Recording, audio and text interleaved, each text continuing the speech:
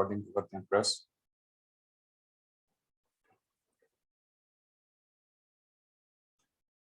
जी अस्सलाम वालेकुम। आज के जो हमारे पास टेस्ट है वो मैक्रो इकोनॉमिक्स से रिलेटेड है, ठीक है। और इसके अंदर हम डिस्कस करेंगे कि यहाँ पर जो हमारे आंसर्स हैं वो किस तरीके से बनते हैं। सो we'll going to start।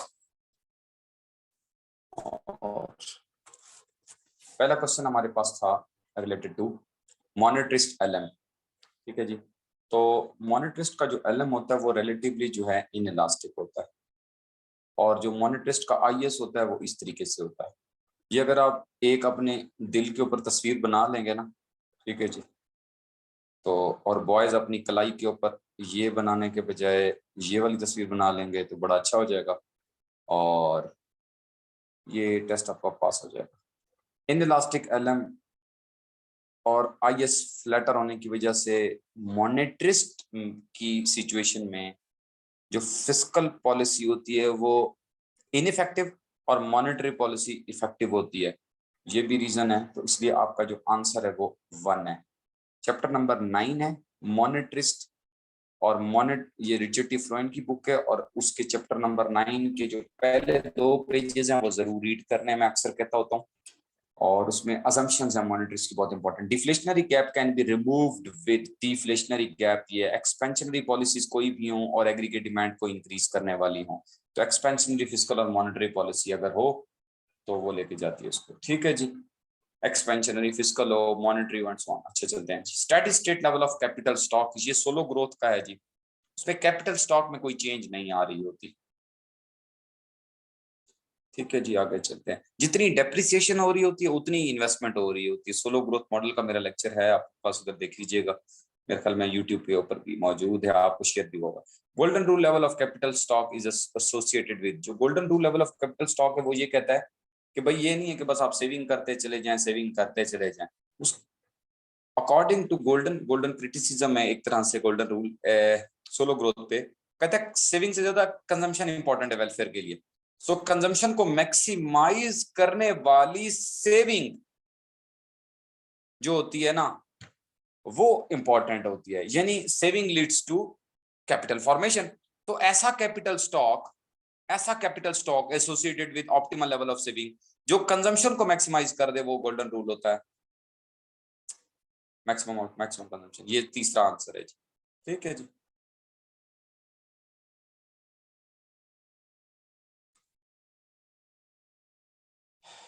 चौथा जी गोल्डन रूल हो गया, चौथा 5वां हो गया। According to Keynes long run aggregate supply would be, Keynes के अकॉर्डिंगली भी वर्टिकली होती है। सिंपल सा क्वेश्चन है, आगे चलते हैं। तो इसका आंसर 3 है। According to Ricardian view of debt after tax cut.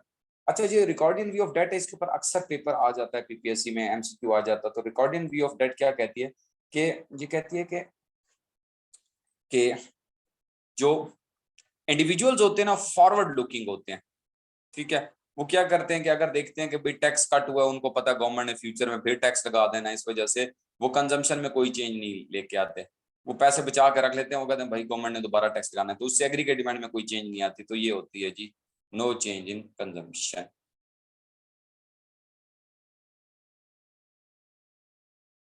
तो 7th एमसीक्यू पे आते हैं जी अपन।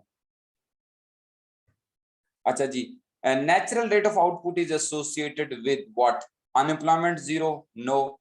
Demand for labour is equal to supply of labour, no. Saving is equal to 0, no. Cyclical unemployment, no. इनमें से कोई भी ऑप्शन नहीं है, answer is 1। Demand for labour is equal to supply of labour, ठीक है जी।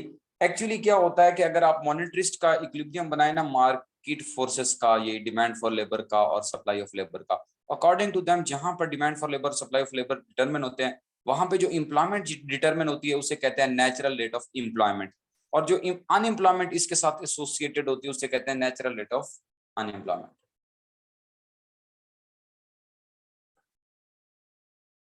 According to monetarist money supply can affect real variables in the short run. Short run में ही तो रोला होता है सारे का सारा।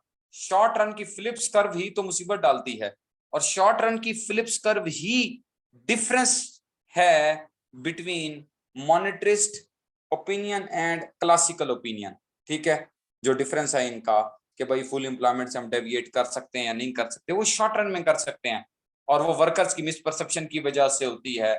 तो ये होता है जी, मनी सप्लाई में जब चेंज आती है तो रियल वेरिएबल शॉर्ट रन के अंदर चेंज होते हैं।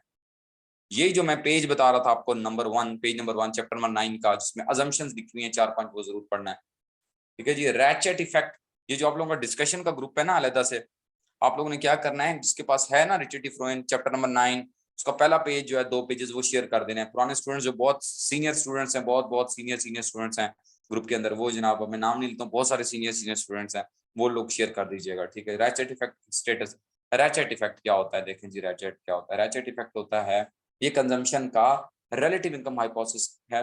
तो रैचेट इफेक्ट शो करता है कि अगर अगर सिंपल आपकी इनकम कम हो जाती है तो कंजम्पशन उस हिसाब से कम नहीं होती है, ठीक है जी। कंजम्पशन रिलेशंस आर इरिवर्सिबल, यानी कंज्यूमर जब आदी हो जाते हैं कंजम्पशन पैटर्न के, तो अगर उसकी इनकम कम भी हो जाए तो वो डिसेविंग करके उस कंजम्पशन पैटर्न को, स्टैंडर्ड ऑफ लिविंग को मेंटेन करने की कोशिश करता है। ये होता है जी, ये कंजम्पशन डिसीजंस आर इरिवर्सिबल। ये जो पहली ऑप्शन है इंटरडिपेंडेंट, इसे डिमॉन्स्ट्रेशन इफेक्ट कहते हैं। तो पहला डिमॉन्स्ट्रेशन इफेक्ट, दूसरा रैचेट इफेक्ट को एक्सप्लेन करता है। तो आंसर हमारा 2 है। और इधर से कभी ऐसा नहीं हुआ कि रिलेटिव इनकम हाइपोथेसिस से एमसीक्यू ना आया।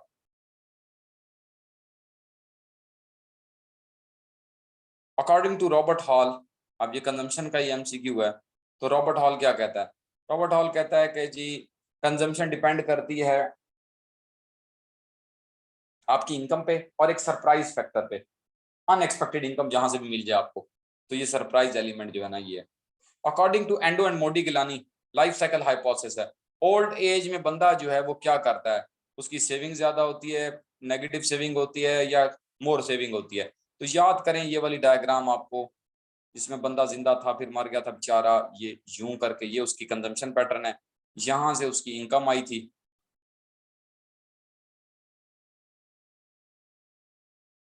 ये उसकी कंजम्पशन लाइन है, यहाँ वो बेचारा मर गया था, ठीक है। तो ये माइनस सेविंग है, ये वाला एरिया, ठीक है जी। नेगेटिव सेविंग है, ये भी नेगेटिव सेविंग है, यहाँ पे पॉजिटिव सेविंग है। ये लाइफ साइकिल की डायग्राम में देख लीजिएगा, तो आसान सी डायग्राम है। आगे चलते हैं जी। हाँ हाँ, according to Keynes consumption function Keynes का जो शॉर्ट रन का है ना, केन्स का जो कंजम्पशन फंक्शन है वो शॉर्ट रन का ही है। वो उसमें यही होता है कि एपीसी ग्रेटर देन एमपीसी होती है, ठीक है जी। जो साइमन कुजनेट का है, लॉन्ग रन में एपीसी इक्वल टू एमपीसी होती है।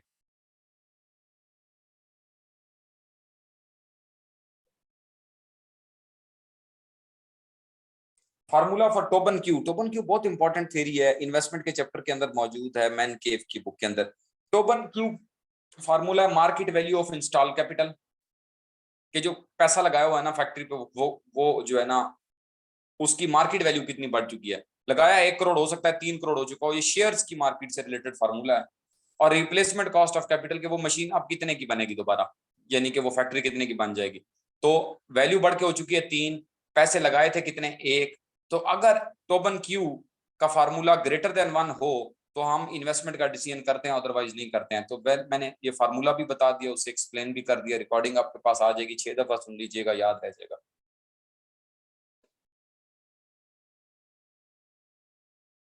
नेक्स्ट, थोड़ा सा क्विकली चलूंगा, मैंने या तो मैं 40 मिनट्स में करा सकूंगा या बिल्कुल नहीं करा सकूंगा, ठीक है। तो क्लास दोबारा ज्वाइन नहीं होगी। अकॉर्डिंग टू प्रोफेसर जीवन, बिजनेस साइकिल बेचारे जो आते हैं ना, प्रोफेसर जीवन बेचारा बहुत बूढ़ा था, ये पंजाबी में इसका नाम जीवन था, जीवे जीवे होता है जैसे बेचारा। तो ये क्या कहता था कि भाई ये जो बिजनेस साइकिल आते हैं ये ना काले काले धब्बे पड़ जाते हैं सूरज के ऊपर, तो उसकी वजह से बैड वेदर हो जाता है, बैड वेदर होता है तो उसकी वजह से क्या आ जाता है, बिजनेस साइकिल आ जाते हैं। तो ये बैड वेदर की वजह, देखा ये अंधेरी आ गई, ये ये ये देखें कैसे कमाल का है। मेरे मोबाइल के अंदर भी, ये जो मेरे लैपटॉप में भी कोई इस तरह का फंक्शन है कि ये बादल आ गए, ओ भैया जो, हाँ जी आप देखें ये बड़ा जबरदस्त सीन हो गया। चलें जी आगे चलते हैं जी। तो बैड वेदर वाली सिचुएशन है जी, NNP at factor cost is, NNP at factor cost is, अच्छा ये तो बड़ा खतरनाक सा क्वेश्चन है, ये तो मेरा वीक एरिया है, नहीं आपका भी, आपका स्ट्रॉन्ग एरिया होगा। एनएनपी जो होती है वो होती है डेप्रिसिएशन माइनस करके ना, ठीक है जी। तो लेस देन एनआई होती है 1, मोर देन जीएनपी होती है नो, मोर देन जीएनपी तो नहीं हो सकती ना, जीएनपी में से माइनस करें डेप्रिसिएशन, तो अंडरस्टूड बात है ये तो लेस देन होती है जीएनपी, इक्वल टू एनआई होती है, मोर देन एनआई होती है, इसका मतलब है तो ये एनआई से रिलेटेड ही। तो इसको जरा रीचेक कर लीजिएगा, ये मैंने एमसीक्यू बनाया था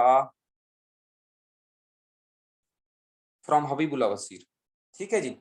तो इसको मैंने आंसर की में बताया हुआ है, इसको चेक कर लीजिएगा कि भाई आंसर की में क्या चीज है, ठीक है।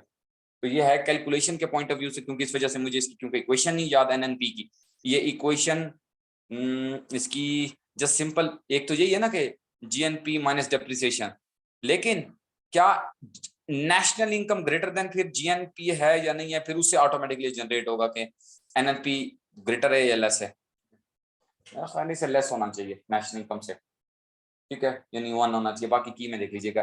Under liquidity trap which policy would be more effective, ये मैंने कल भी पूछा था, लिक्विडिटी ट्रैप में फिस्कल पॉलिसी इफेक्टिव होती है। नेक्स्ट, आईएस कर्व वर्टिकल उस वक्त होता है, ये भी मैंने कल पूछा था, वर्टिकल उस वक्त होगा जब आपकी इन्वेस्टमेंट की elasticity with respect to interest rate zero होती है, ये वाला काम होता है जी आपका।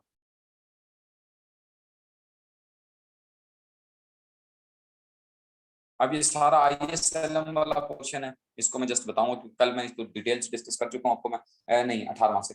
Monetary policy would if be effective when, monetary policy कब इफेक्टिव होती है, जब आपका एलएम इन इलास्टिक होता है। अभी बताया मैंने मॉनेटरी के सिचुएशन में, मैंने बताया LM would be flatter, no LM would be steeper. जब आपका एलएम स्टीपर होगा आपकी मॉनेटरी पॉलिसी इफेक्टिव होगी। अभी दिखा देता हूं मैं, ये देखें, मनी सप्लाई बढ़ी, हमने एलएम को शिफ्ट किया इस तरफ, ठीक है जी। जैसे ही शिफ्ट किया, अब आप चेक करें आपके इंटरेस्ट रेट में चेंज थोड़ी आ रही है और इनकम में जो चेंज आ रही है वो ज्यादा आ रही है, ठीक है। आगे चलते हैं। अडेप्टिव एक्सपेक्टेशंस कैसे होती हैं, एक रैशनल एक्सपेक्टेशंस होती हैं, एक अडेप्टिव एक्सपेक्टेशन होती हैं।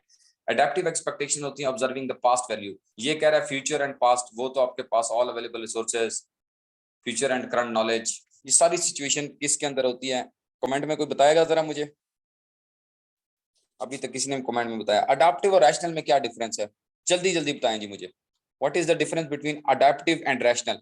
कुछ जगहों पे मैं अडेप्टिव बता देता हूँ, कुछ जगहों पे मैं ये लाइक ये हैं दोनों बहुत इंपॉर्टेंट। रैशनल एक्सपेक्टेशन का बताएं जी। जी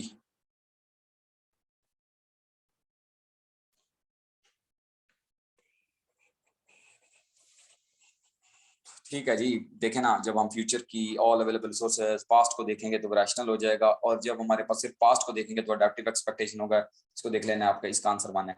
अच्छा, सप्लाई शॉक्स क्या होते हैं। सप्लाई शॉक वैसे पॉजिटिव भी होता है नेगेटिव होता है, हम उसे हमेशा नेगेटिव लेते हैं, और उसकी वजह से सप्लाई कर्व जो होती है short term aggregate supply curve backward shift हो जाती है, प्राइस राइज करती है, स्टैगफ्लेशन एक तरह से आ जाता है, आउटपुट फॉल करती है और प्राइस राइज कर जाती है, ठीक है जी। ये मैंने एग्रीगेट डिमांड बनाई नहीं, बनाऊं तो इस तरीके से बन जाएगा, ये स्टैगफ्लेशन आ गया जी। Under Keynesian labor market, wages are flexible downward, flexible upward, rigid downward, ये वाला सिचुएशन है। केन्स की मार्केट के अंदर वेजेस बढ़ सकती हैं, कम नहीं हो सकती, ठीक है जी। ये आप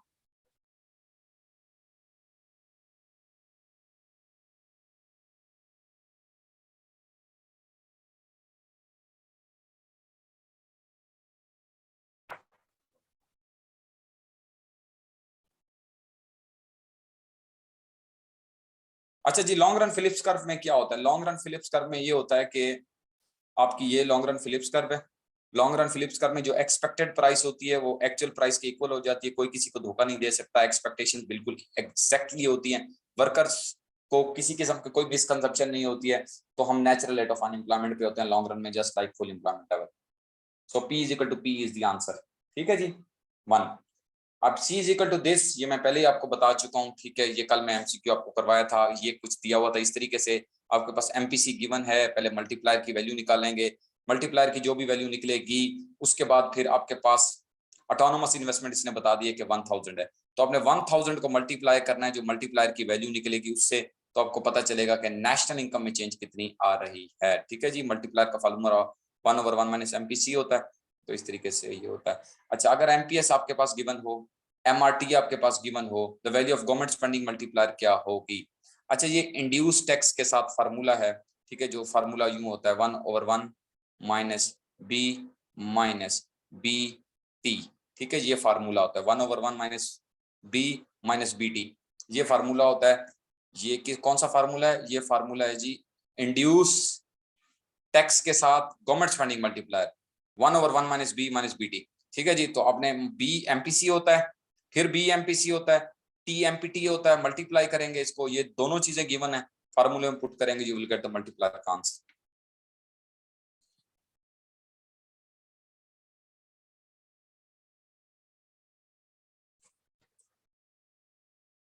classical aggregate supply curve can be shift, ये कल मैं बता चुका था, अर्थक्वेक की वजह से होती है। Laissez faire means no government intervention होती है, बड़ी बेसिक सी बात है, और उसे मार्केट इकोनॉमी भी कहते हैं। लेजेस फेयर कौन सी होती है, मार्केट इकोनॉमी होती है।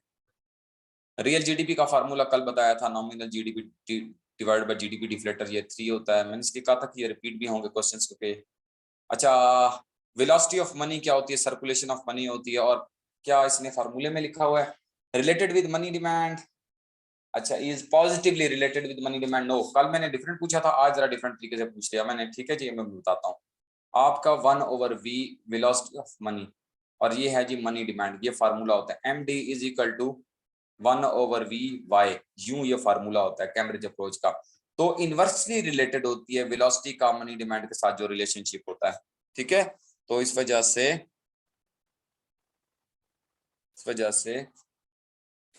से इनवर्स रिलेशनशिप होता है, और ये फोर्थ आंसर आपका बनता है। नेक्स्ट चलते हैं। mv is equal to py is identity है, ऑलवेज इक्वल होती है।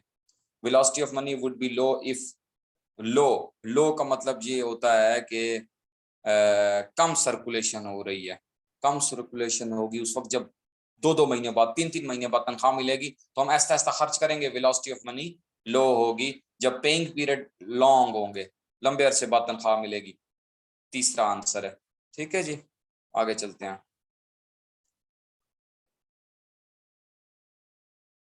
क्राउडिंग आउट इफेक्ट वाला क्वेश्चन कल आया था, जो चीजें रिपीट हो चुके हैं, जो कॉन्सेप्ट आप उधर देख लीजिएगा। क्राउडिंग आउट इफेक्ट बड़ी डिटेल से मैंने बताया था कि गवर्नमेंट स्पेंडिंग के इंक्रीज होने की वजह से प्राइवेट इन्वेस्टमेंट डिस्करेज होती है, आंसर 3 है।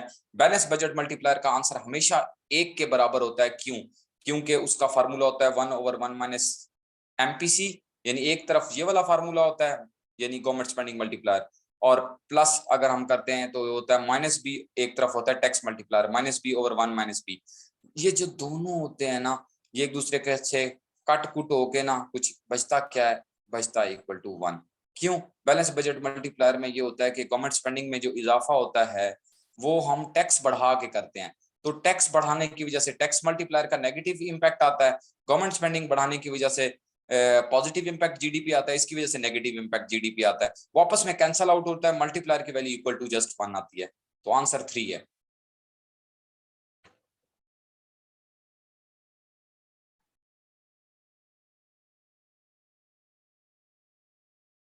If MPC is this, MRT is this, MPI is this, the value of investment multiplier would be।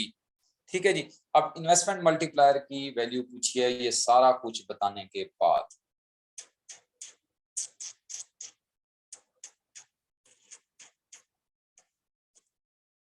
हाँ जी, इसका तो कोई ताल्लुक ही नहीं बनता एमपीआई का। ठीक है ना, ये तो जाता है,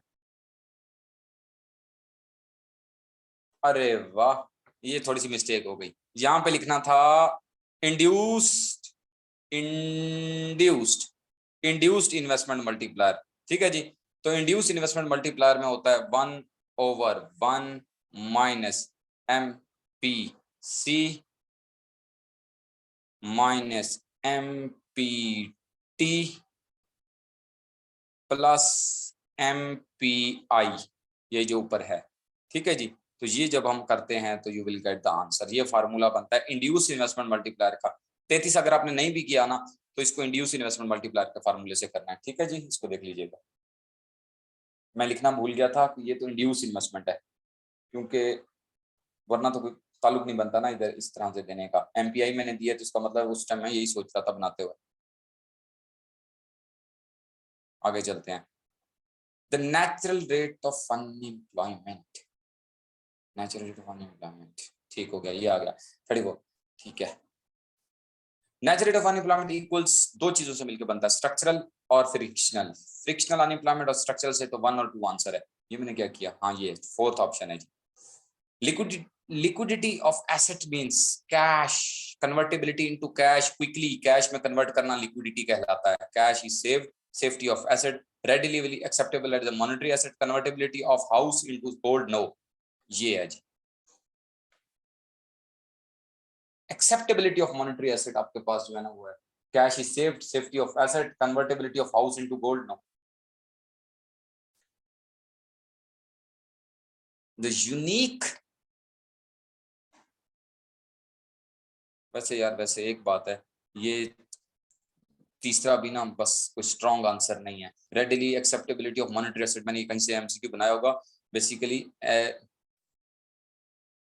हाँ ठीक है कुछ हद तक, लेकिन स्टूडेंट्स को ना बहुत हद तक समझ नहीं आती। लिक्विडिटी वैसे इसकी डेफिनेशन है एक्सेप्टेबिलिटी ऑफ या convertibility of asset into cash होता है। लेकिन अगर आप किसी एसेट को एक्सेप्ट कर रहे होते हैं ना as a substitute to cash, तो भी वो लिक्विड एसेट होता है। यानी आपको कोई पैसे देने आता है, पैसे उसके पास नहीं है, वो कहता है अच्छा इस तरह करें, मेरे से गोल्ड ले लें, मेरे प्राइस बॉन्ड पड़े हैं वो ले लें, चलें आप गाड़ी ले लें रख लें, तो वो क्या होता है, वो लिक्विड एसेट होता है। इस वजह से इसका आंसर 3 है। The unique feature of rational expectation, rational expectation over adaptive expectation explain भी हो गया। It is associated with no, it takes into consider no, forward looking nature of the expectation, yes. ये है जी आपकी question number 3, sorry option number 3 answer है। Next चलते हैं जी। Phillips curve and Phillips curve and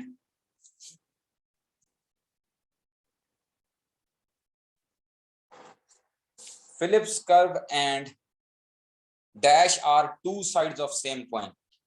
aggregate supply, दोनों चीजें, एग्रीगेट सप्लाई हो या फिलिप्स कर्व हो, दोनों के दोनों की जो कॉन्सेप्ट है बिल्कुल सेम है। Vertical Phillips curve, vertical aggregate supply curve, long run की same. Short run Phillips curve के अंदर जो कॉन्सेप्ट इन्वॉल्व है एग्जैक्टली जो आपकी short run aggregate supply curve है, दोनों सेम कहते हैं। यहाँ पे प्राइस होता है, यहाँ पे इन्फ्लेशन होता है, यहाँ पे आउटपुट होती है, यहाँ पे अनएम्प्लॉयमेंट होती है। आउटपुट हाई होगी, अनएम्प्लॉयमेंट फॉल होगी, प्राइस लेवल हाई होगा, इन्फ्लेशन हाई होगा। तो ये समझ आ गई होगी आपको कि two sides of same coin क्या होता है। Under classical economy shift in which curve has not effect on output, aggregate demand shift हो तो कोई फर्क नहीं होता आउटपुट पे। लो जी ये तो मैंने फिलिप्स कर्व बता दिया, इधर आईएस बता दिया, इधर एलएम बता दिया। हाँ जी बताएं जी, अब तो टफ वाला क्वेश्चन आ गया। क्लासिकल इकोनॉमी के अंदर कौन सा कर्व शिफ्ट होता रहे तो आउटपुट में कोई चेंज नहीं आती। बहुत सारे लेजेंड्स लिखेंगे एलएम, वो बेचारा खुद ही वर्टिकल है, आजिज सा है वो। आईएस शिफ्ट हो, ऊपर हो, नीचे हो, तो आउटपुट में कोई चेंज नहीं आएगी, क्योंकि क्लासिकल का जो एलएम है वो है ही वर्टिकल। सही है जी, तो इसलिए एलएम आंसर है। कुछ स्टूडेंट्स इतने अच्छे हैं 3 दफा ये वाला टेस्ट कर चुके हैं, 2 दफा पहले, उसके बाद कर रहे हैं हमारे तो 50 में से सर 48 नंबर आए हैं। कमाल है, 50 में से 50 आने चाहिए थे, एक दफा पहले भी अटेम्प्ट किया हुआ है आप लोगों ने। आगे चलते हैं जी। Great depression time span, great depression का जो टाइम स्पैन है वो आप लोग कंफर्म कर लीजिएगा। 29 से 30 था, 30 से 40 था, 35 से 45 था, 30 से 34 था। ये रिचर्ड फ्रांस की बुक से ही देख लीजिएगा, जहां क्लासिकल का चैप्टर स्टार्ट होता है तो उसके अंदर मेंशन है।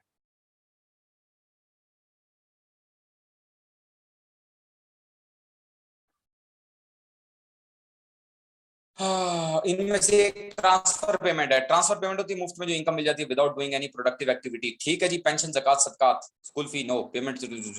अच्छा ये payment to the baby minder, baby minder वो होता है जो जो चाइल्ड की केयर कर रही होती है, मासी हमारी जुबान में कहते हैं। ठीक है आगे चलते हैं जी।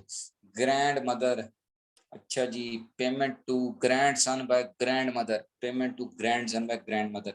ठीक है जी, पॉकेट मनी दे दिया, ये ट्रांसफर पेमेंट ही हो गई। ठीक है जी, this is your answer. C is this, G is this, I is this, X is this, M is the value of accelerator would be। ये सारा कुछ आपके पास गिवन है, एक्सेलेरेटर की वैल्यू पूछी है, कैलकुलेशन कर करके स्टूडेंट थक गए, आंसर कोई था ही नहीं।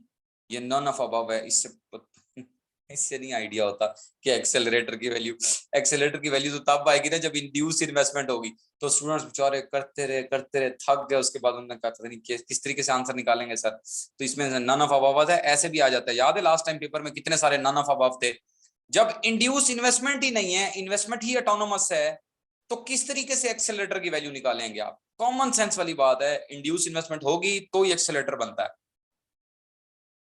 आगे चलते हैं, 41 आंसर है जी, सॉरी 41। अब हमारे पास एमसीक्यू आगे आगे चलते हैं जी। 41 yes 43 no 41 41 42।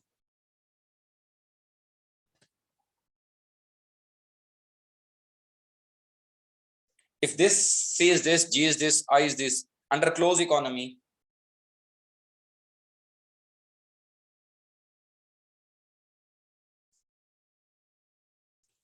Under close economy national income would be, आप देखें सॉल्व करना है, सी प्लस आई प्लस जी करना है, ठीक है, वाई को कॉमन लेना है और फिर वाई को डिवाइड करना है, आपके पास आंसर निकल आएगा। ठीक है जी, आसान है ना, सी जी और आई को ऐड करना है, ठीक है, इधर से कॉमन लेना है और फिर वाई की वैल्यू निकल आएगी आपके पास automatically. According to the Keynes money demand can be affected by, money demand क्या होती है जी? कैश होल्डिंग होती है, इंटरेस्ट रेट से भी होती है, इनकम से भी होती है, इनकम से भी होती है, इंटरेस्ट रेट से भी होती है और सेविंग से भी होती है और ओनली इनकम और इंटरेस्ट रेट से भी होती है।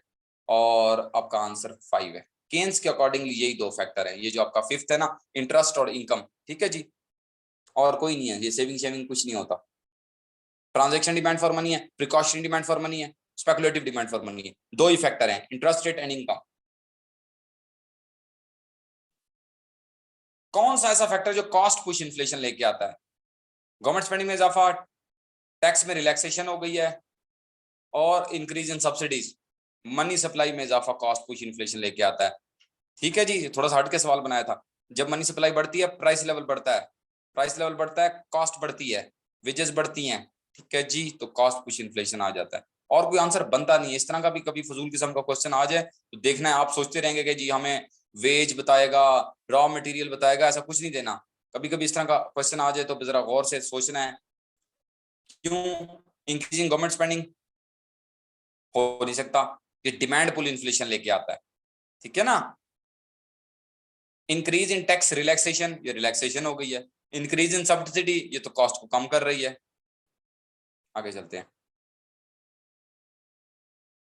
1 माइनस एमपी एपीसी, अच्छा एपीसी और एपीएस दोनों को सम करें तो 1 आता है, इस वजह से ये एपीएस के साथ रिलेशनशिप बनता है। According to real business cycle, business cycles are generated because of change in productivity, productivity में जो चेंज आता है वो रिसर्च एंड डेवलपमेंट की वजह से आता है। मॉन न्यूमैन, जॉन लॉन्ग, इसके जो प्रेजेंटर थे।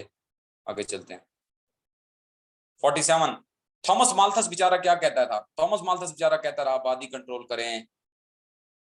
अच्छा कहता कौन था? वाज केन्जियन मॉनेटरिस्ट क्लासिकल, अब ये मुझे भी याद नहीं, मेरे ख्याल बेचारा क्लासिकल ही था, देख लीजिएगा मैंने ऑप्शन भी दिया होगा।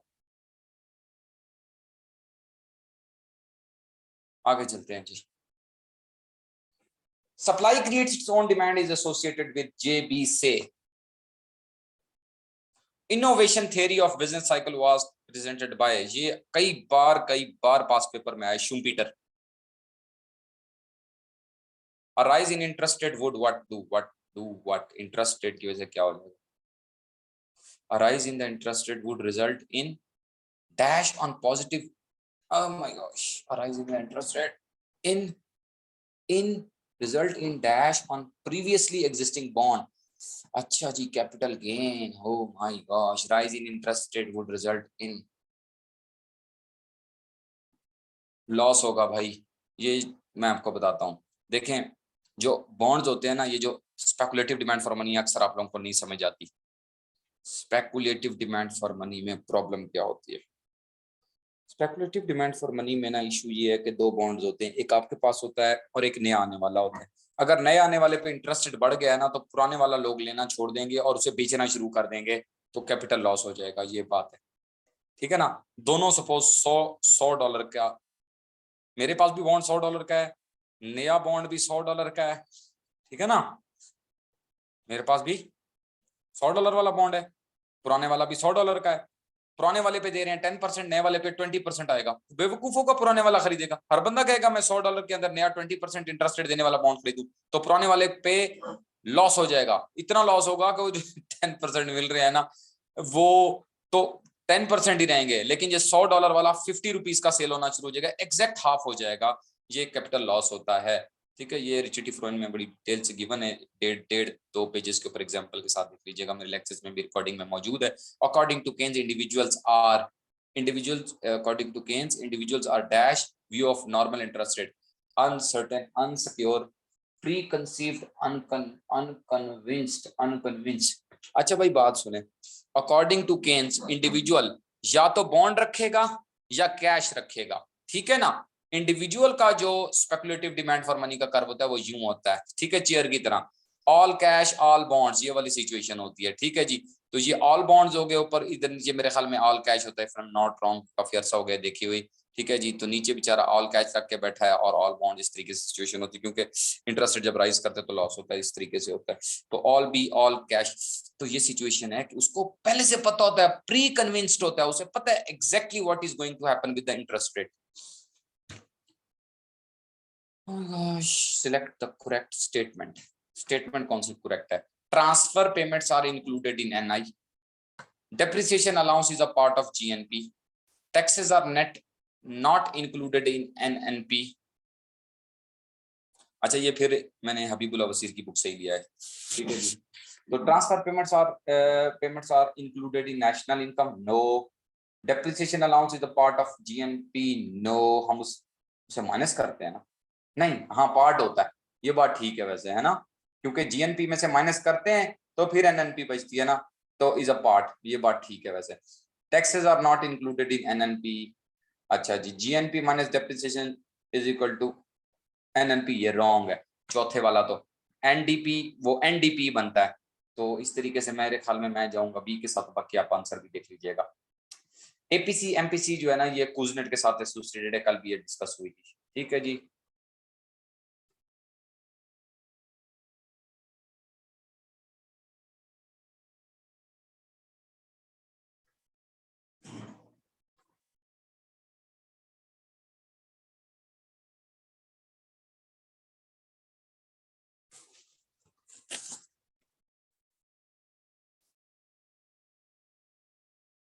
हाँ जी, अगर किसी का क्वेश्चन है तो बताएं जी।